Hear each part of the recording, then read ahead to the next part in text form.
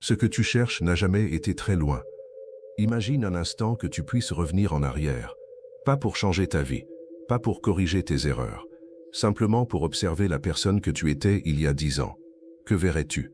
Tu verrais probablement quelqu'un qui poursuivait déjà quelque chose, quelqu'un qui croyait que le bonheur se trouvait un peu plus loin, dans un objectif, dans un projet, dans une rencontre, dans une réussite, dans une possession, dans un futur différent. Et ce qui est fascinant, c'est qu'une partie de ce futur est aujourd'hui devenue ton présent. Certaines choses que tu possèdes aujourd'hui étaient autrefois des rêves. Certaines libertés que tu considères normales aujourd'hui étaient autrefois des espoirs. Certaines personnes qui font partie de ta vie aujourd'hui étaient autrefois des inconnus. Et pourtant, ton esprit continue parfois à faire la même chose. Il regarde encore vers l'avant. Encore, toujours, comme s'il cherchait quelque chose qui lui échappe.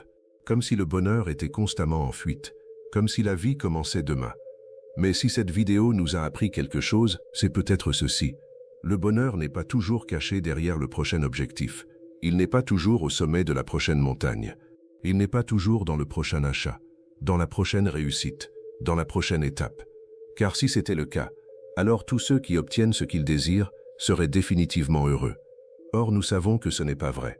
Nous connaissons tous des personnes qui possèdent beaucoup et qui continuent à manquer de paix, comme nous connaissons des personnes qui possèdent peu et qui semblent pourtant profondément sereines.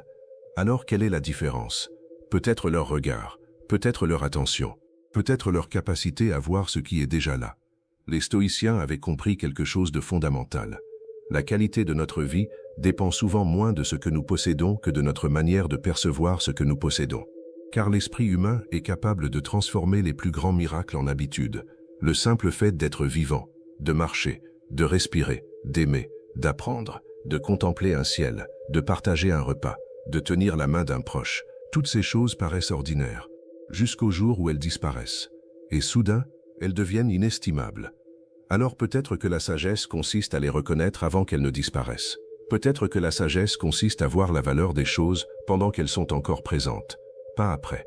Maintenant. Aujourd'hui. Parce que la vérité est que nous ne vivons jamais ailleurs qu'ici. Jamais.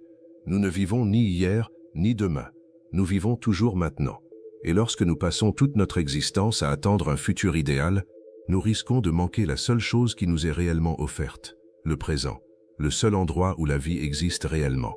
Alors continue à avoir des projets, continue à rêver, continue à construire, continue à apprendre, continue à poursuivre ce qui te semble juste. Mais n'oublie jamais ceci.